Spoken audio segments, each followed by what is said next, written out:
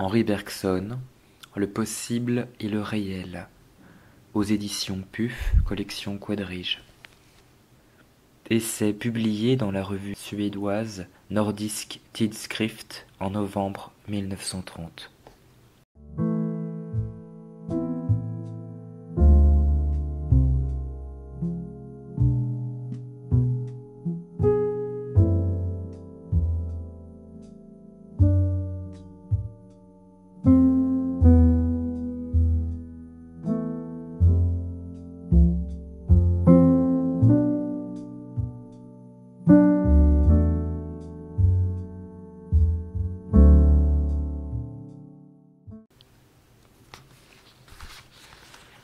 Je voudrais revenir sur un sujet dont j'ai déjà parlé, la création continue d'imprévisibles nouveautés qui semblent se poursuivre dans l'univers.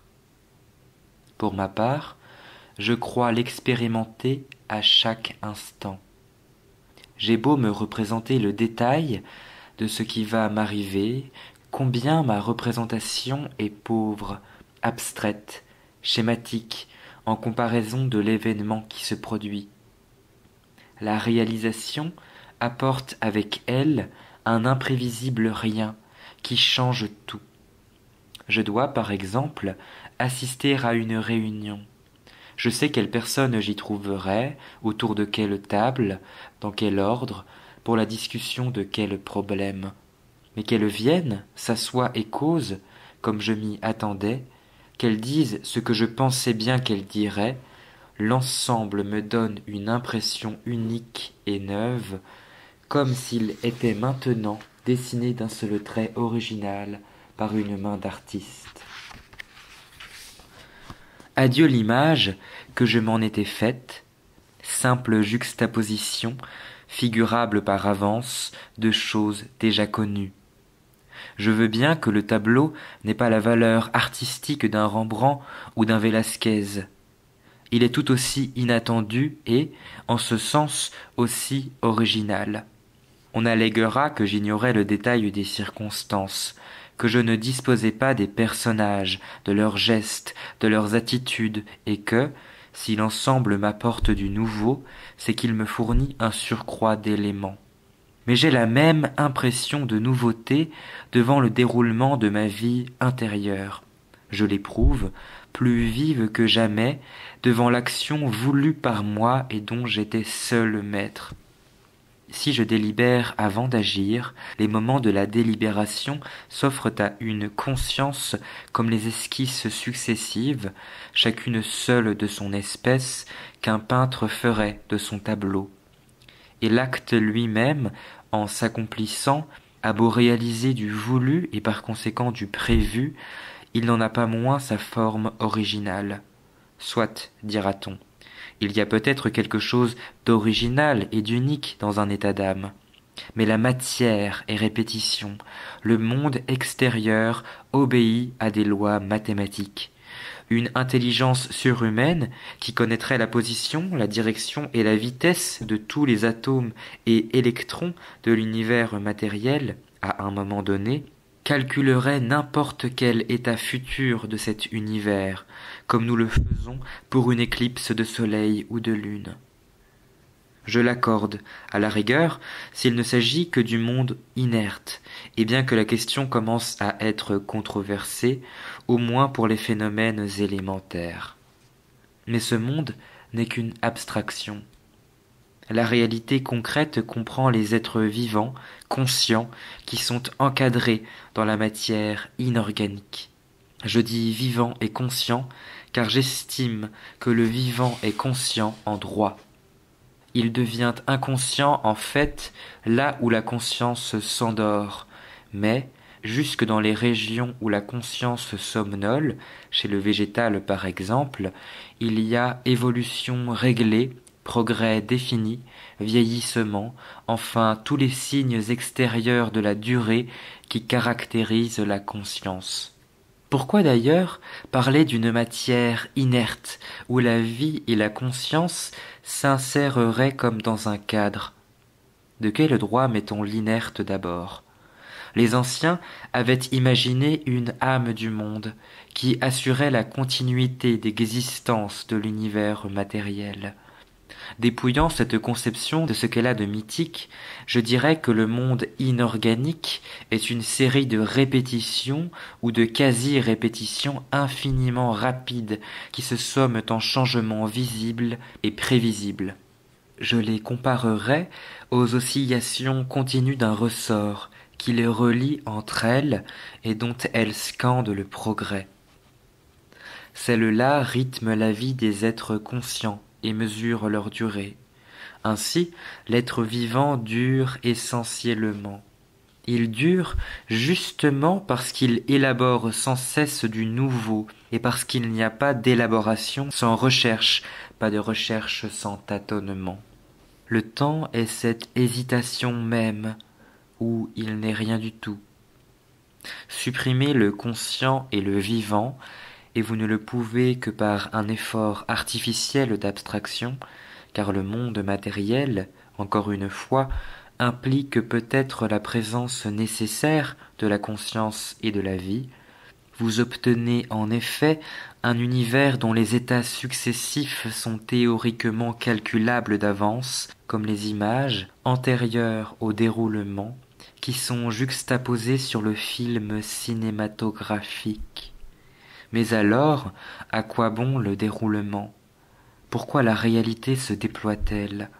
Comment n'est-elle pas déployée? À quoi sert le temps? Je parle du temps réel, concret, et non pas de ce temps abstrait qui n'est qu'une quatrième dimension de l'espace. Tel fut jadis le point de départ de mes réflexions. Il y a quelque 50 ans, j'étais fort attaché à la philosophie de Spencer. Je m'aperçus un beau jour que le temps n'y servait à rien, qu'il ne faisait rien. Or, ce qui ne fait rien n'est rien. Pourtant, me disais-je, le temps est quelque chose. Donc, il agit. Que peut-il bien faire? Le simple bon sens répondait. Le temps est ce qui empêche que tout soit donné tout d'un coup. Il retarde, ou plutôt il est retardement. Il doit donc être élaboration. Ne serait-il pas alors véhicule de création et de choix? L'existence du temps ne prouverait-elle pas qu'il y a de l'indétermination dans les choses? Le temps ne serait-il pas cette indétermination même? Si telle n'est pas l'opinion de la plupart des philosophes, c'est que l'intelligence humaine est justement faite pour prendre les choses par l'autre bout. Je dis l'intelligence, je ne dis pas la pensée, je ne dis pas l'esprit. À côté de l'intelligence, il y a en effet la perception immédiate, par chacun de nous, de sa propre activité et des conditions où elle s'exerce. Appelez-la comme vous voudrez, c'est le sentiment que nous avons d'être créateurs de nos intentions, de nos décisions, de nos actes, et par là de nos habitudes, de notre caractère, de nous-mêmes. Artisans de notre vie, artistes même quand nous le voulons, nous travaillons continuellement à pétrir avec la matière qui nous est fournie par le passé et le présent, par l'hérédité et par les circonstances, une figure unique, neuve, originale, imprévisible, comme la forme donnée par le sculpteur à la terre glaise. De ce travail et de ce qu'il a d'unique, nous sommes avertis, sans doute, pendant qu'il se fait, mais l'essentiel est que nous le fassions. Nous n'avons pas à l'approfondir. Il n'est même pas nécessaire que nous en ayons pleine conscience, pas plus que l'artiste n'a besoin d'analyser son pouvoir créateur. Il laisse ce soin aux philosophes et se contente de créer. En revanche, il faut que le sculpteur connaisse la technique de son art et sache tout ce qui s'en peut apprendre. Cette technique concerne surtout ce que son œuvre aura de commun avec d'autres. Elle est commandée par les exigences de la matière sur laquelle il opère et qui s'impose à lui comme à tous les artistes. Elle intéresse, dans l'art, ce qui est répétition ou fabrication, et non plus la création même. Sur elle se concentre l'attention de l'artiste. ce que j'appellerais son intellectualité. De même, dans la création de notre caractère, nous savons fort peu de choses de notre pouvoir créateur. Pour l'apprendre, nous aurions à revenir sur nous-mêmes, à philosopher et à remonter la pente de la nature, car la nature a voulu l'action, elle n'a guère pensé à la spéculation. Dès qu'il n'est plus simplement question de sentir en soi un élan et de s'assurer qu'on peut agir, mais de retourner la pensée sur elle-même pour qu'elle saisisse ce pouvoir et capte cet élan, la difficulté devient grande, comme s'il fallait invertir la direction normale de la connaissance. Au contraire, nous avons un intérêt capital à nous familiariser avec la technique de notre action, c'est-à-dire à extraire des conditions où elle s'exerce tout ce qui peut nous fournir des recettes et des règles générales sur lesquelles s'appuiera notre conduite. Il n'y aura de nouveauté dans nos actes que grâce à ce que nous aurons trouvé de répétition dans les choses. Notre faculté normale de connaître est donc essentiellement une puissance d'extraire ce qu'il y a de stabilité et de régularité dans le flux du réel. S'agit-il de percevoir? La perception se saisit des ébranlements infinis répétés qui sont lumière ou chaleur par exemple, et les contracte en sensations relativement invariables. Ce sont des trillions d'oscillations extérieures qui condensent à nos yeux, en une fraction de seconde, la vision d'une couleur. S'agit-il de concevoir? Former une idée générale est abstraire des choses diverses et changeantes un aspect commun qui ne change pas ou du moins qui offre à notre action une prise invariable. La constance de notre attitude, l'identité de notre réaction éventuelle ou virtuelle à la multiplicité et à la variabilité des objets représentés, voilà d'abord ce que nous marque et dessine la généralité de l'idée. S'agit-il enfin de comprendre? C'est simplement trouver des rapports, établir des relations stables entre des faits qui passent, dégager des lois. Opération d'autant plus parfaite que la relation est plus précise et la loi plus mathématique. Toutes ces fonctions sont constitutives de l'intelligence.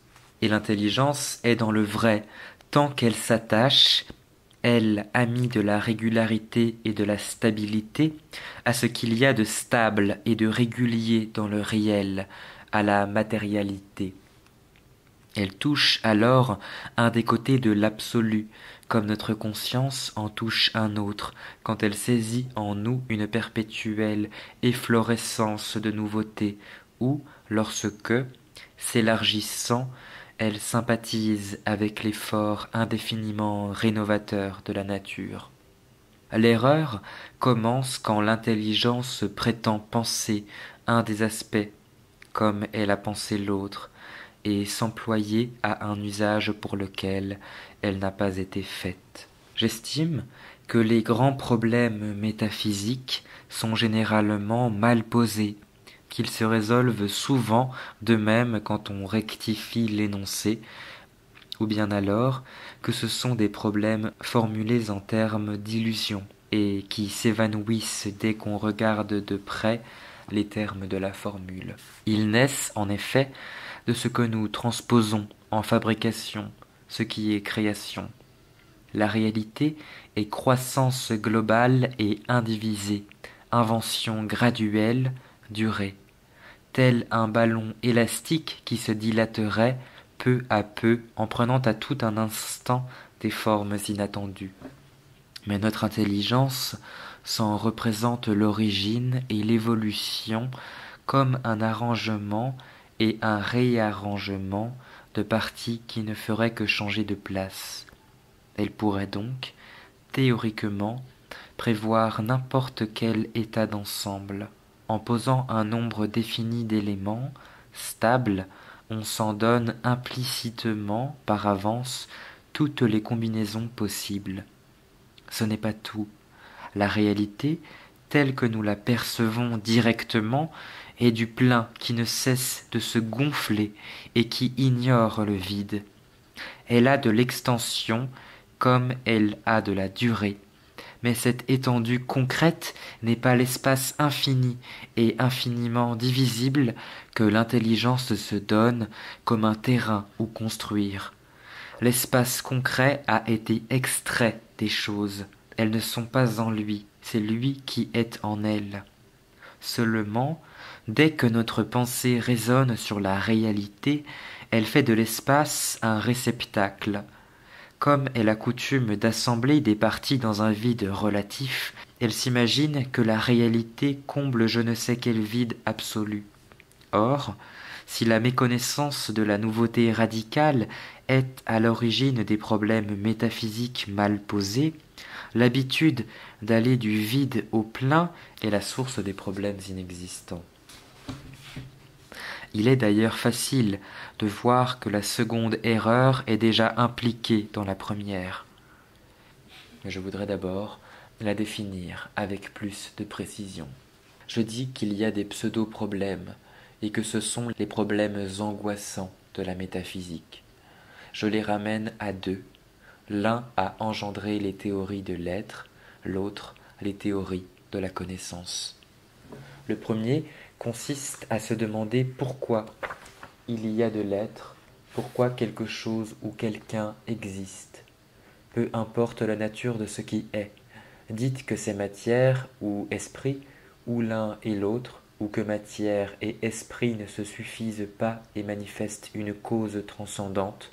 De toute manière, quand on a considéré des existences et des causes de ces causes, on se sent entraîné dans une course à l'infini. Si l'on s'arrête, c'est pour échapper au vertige. Toujours on croit constater que la difficulté subsiste, que le problème se pose encore et ne sera jamais résolu. Il ne le sera jamais, en effet, mais il ne devrait pas être posé. Il ne se pose que si l'on se figure un néant qui précéderait l'être. On se dit, il pourrait ne rien avoir, et l'on s'étonne alors qu'il y ait quelque chose ou quelqu'un. Mais analysez cette phrase, il pourrait ne rien y avoir. Vous verrez que vous avez affaire à des mots, nullement à des idées, et que rien n'a ici aucune signification. Rien est un terme du langage usuel qui ne peut avoir de sens que si l'on reste sur le terrain propre à l'homme de l'action et de la fabrication. Rien désigne l'absence de ce que nous cherchons, de ce que nous désirons, de ce que nous attendons.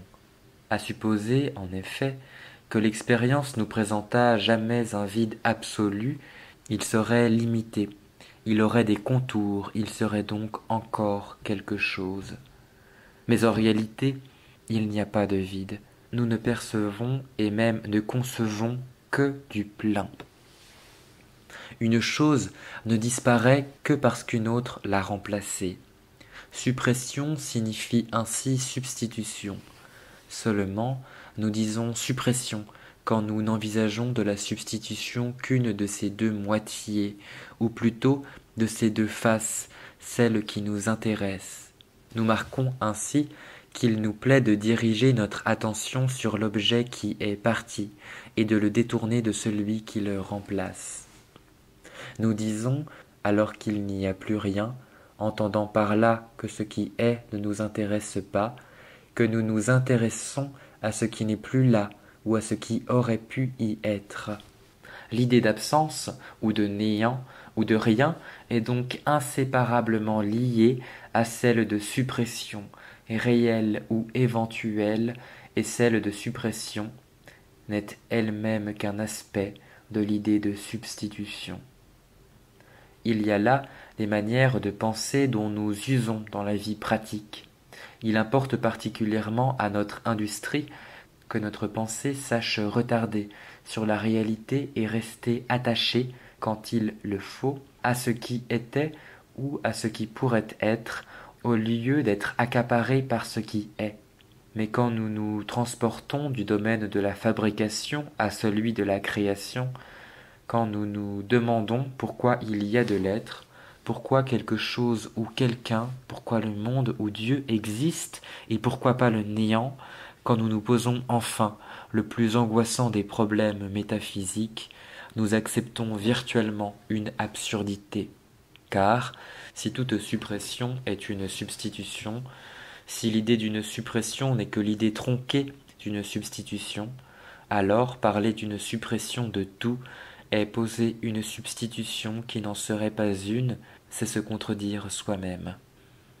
Ou l'idée d'une suppression a tout juste autant d'existence que celle d'un carré rond, l'existence d'un son, flatus vocis, ou bien, si elle représente quelque chose, elle traduit un mouvement de l'intelligence qui va d'un objet à un autre, préfère celui qu'elle vient de quitter à celui qu'elle trouve devant elle, et désigne par absence du premier la présence du second.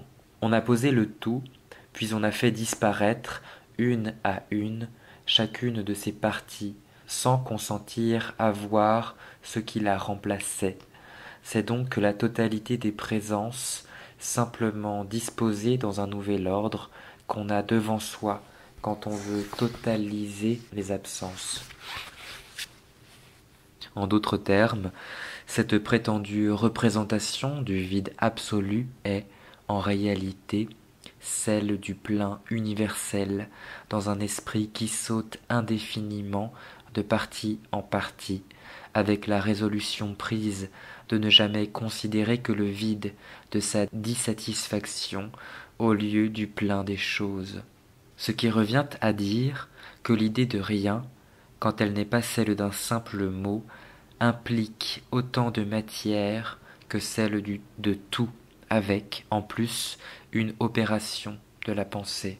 J'en dirais autant de l'idée de désordre.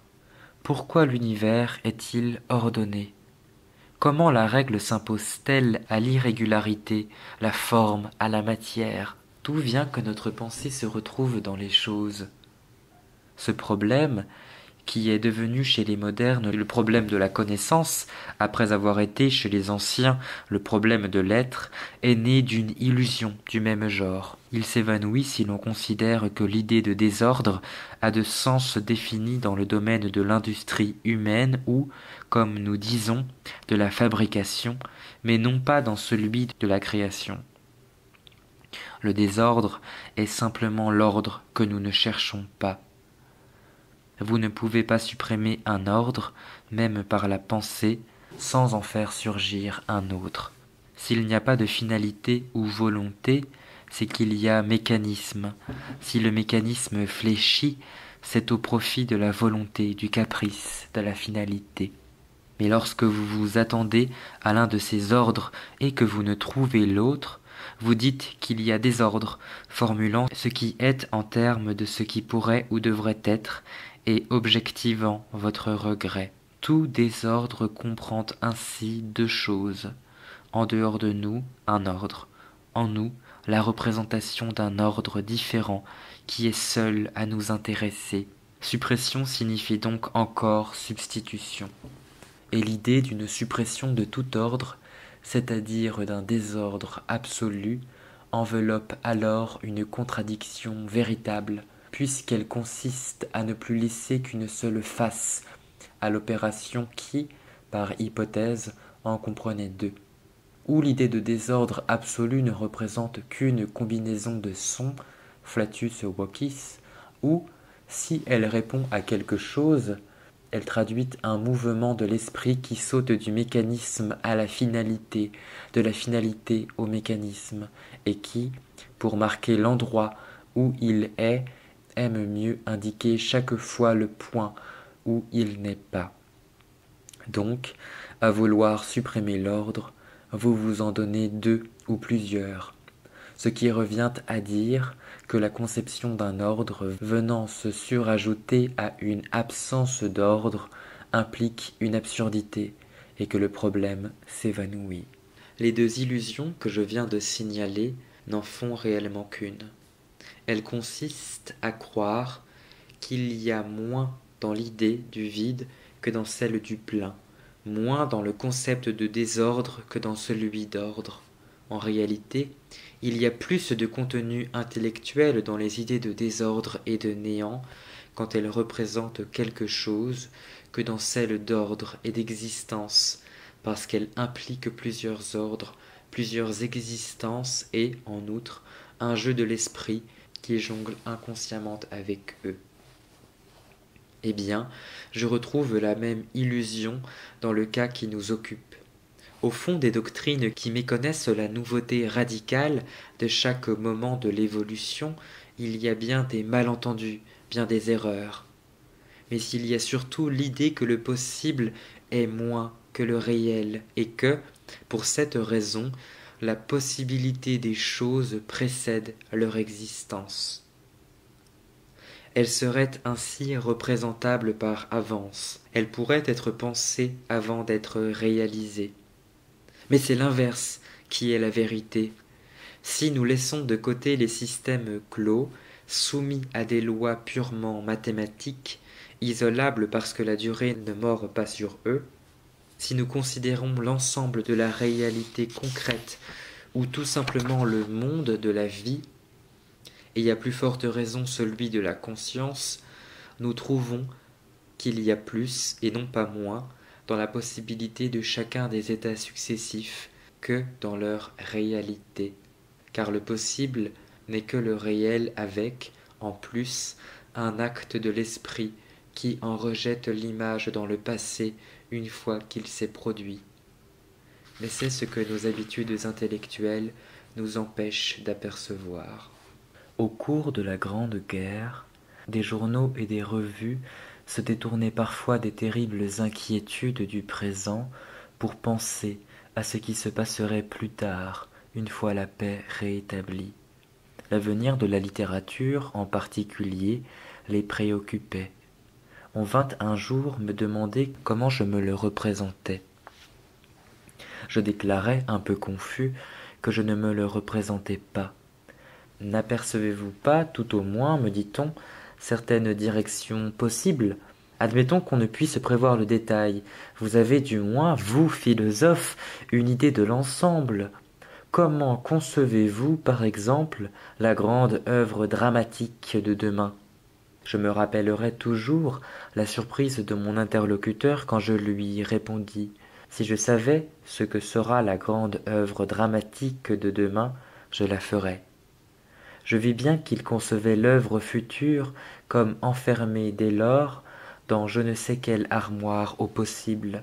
Je devais, en considération de mes relations déjà anciennes avec la philosophie, avoir obtenu d'elle la clé de l'armoire. Mais, lui dis-je, l'œuvre dont vous parlez n'est pas encore possible. Il faut pourtant bien qu'elle le soit, puisqu'elle se réalisera. Non, elle ne l'est pas. Je vous accorde tout au plus qu'elle l'aura été. Qu'entendez-vous par là? C'est bien simple, qu'un homme de talent ou de génie surgisse, qu'il crée une œuvre, la voilà réelle, et par là même elle devient rétrospectivement ou rétroactivement possible. Elle ne le serait pas, elle ne l'aurait pas été, si cet homme n'avait pas surgi. C'est pourquoi je vous dis qu'elle aura été possible aujourd'hui, mais qu'elle ne l'est pas encore. C'est un peu fort. Vous n'allez pas soutenir que l'avenir influe sur le présent, que le présent introduit quelque chose dans le passé, que l'action remonte le cours du temps et vient imprimer sa marque en arrière. Cela dépend. Qu'on puisse insérer du réel dans le passé et travailler ainsi à reculons dans le temps, je ne l'ai jamais prétendu. Mais qu'on y puisse loger du possible, ou plutôt que le possible aille s'y loger lui-même à tout moment, cela n'est pas douteux. Au fur et à mesure que la réalité se crée, imprévisible et neuve, son image se réfléchit derrière elle dans le passé indéfini. Elle se trouve ainsi avoir été de tout temps possible. Mais c'est à ce moment précis qu'elle commence à l'avoir toujours été.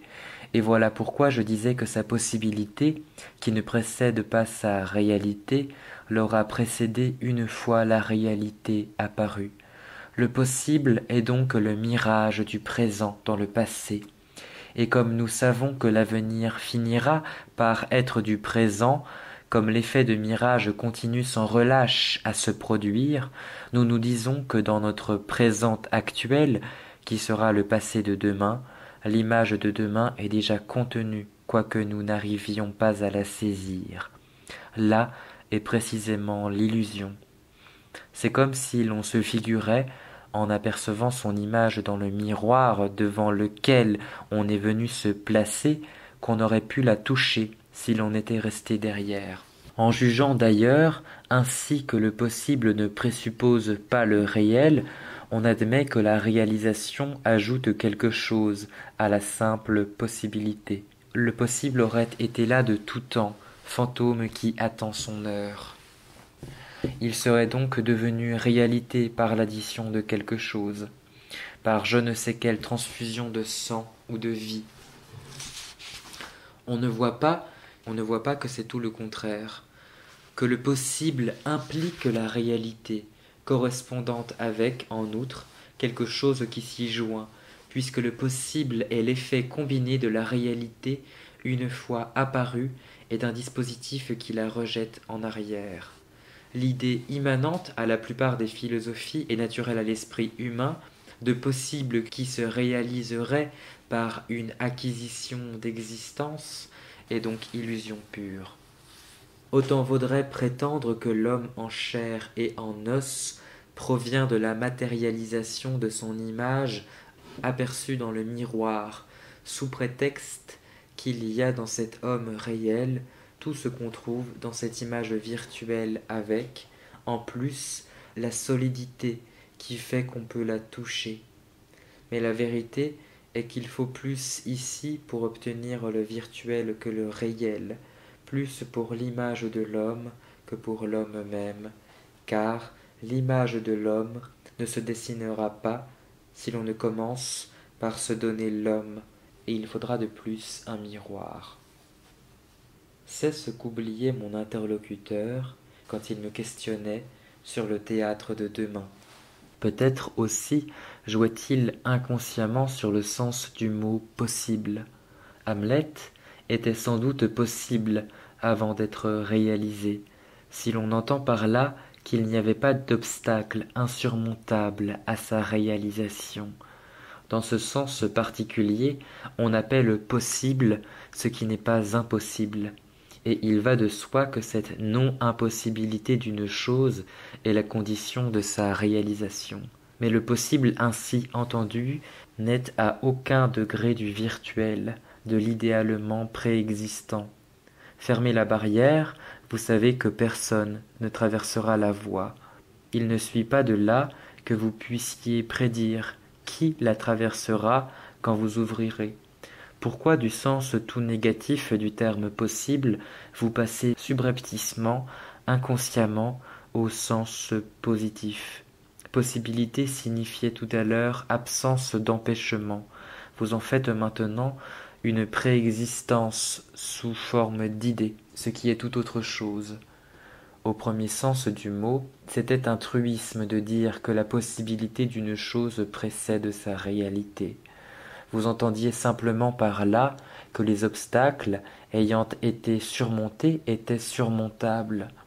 Mais, au second sens, c'est une absurdité, car il est clair qu'un esprit chez lequel le Hamlet de Shakespeare se fût dessiné sous forme de possible en eût par là créé la réalité. C'eût donc été, par définition, Shakespeare lui-même. En vain vous vous imaginez d'abord que cet esprit aurait pu surgir avant Shakespeare, ce que vous ne pensez pas alors à tous les détails du drame. Au fur et à mesure que vous les complétez, le prédécesseur de Shakespeare se trouve penser tout ce que Shakespeare pensera, sentir tout ce qu'il sentira, savoir tout ce qu'il saura, percevoir donc tout ce qu'il percevra, occuper par conséquent le même point de l'espace et du temps, avoir le même corps et la même âme. C'est Shakespeare lui-même. Mais j'insiste trop sur ce qui va de soi. Toutes ces considérations s'imposent quand il s'agit d'une œuvre d'art. Je crois qu'on finira par trouver évident que l'artiste crée du possible en même temps que du réel quand il exécute son œuvre. D'où vient donc qu'on hésitera probablement à en dire autant de la nature? Le monde n'est-il pas une œuvre d'art incomparablement plus riche que celle du plus grand artiste? Et n'y a-t-il pas autant d'absurdité, sinon davantage, à supposer ici que l'avenir se dessine d'avance, que la possibilité préexistait à la réalité? Je veux bien, encore une fois, que les états futurs d'un système clos, de points matériels, soient calculables, et par conséquent visibles dans son état présent. Mais je le répète, ce système est extrait ou abstrait d'un tout qui comprend, outre la matière inerte et inorganisée, l'organisation. Prenez le monde concret et complet avec la vie et la conscience qui l'encadrent. Considérez la nature entière, génératrice d'espèces nouvelles, aux formes aussi originales et aussi neuves que le dessin de n'importe quel artiste. Attachez-vous dans ces espèces aux individus, plantes ou animaux, dont chacun a son caractère propre, j'allais dire sa personnalité, car un brin d'herbe ne ressemble pas plus à un autre brin d'herbe qu'un Raphaël à Rembrandt. Haussez-vous par-dessus l'homme individuel jusqu'aux sociétés qui déroulent des actions et des simulations comparables à celles de n'importe quel drame. Comment parler encore de possibles qui précéderaient leur propre réalisation?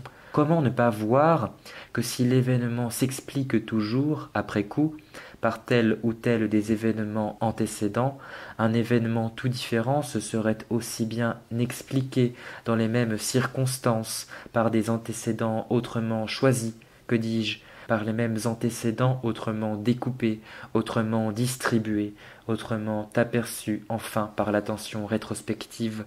D'avant en arrière se poursuit un remodelage constant du passé par le présent, de la cause par l'effet. Nous ne le voyons pas, toujours pour la même raison, toujours en proie à la même illusion, toujours parce que nous traitons comme du plus ce qui est du moins, comme du moins ce qui est du plus.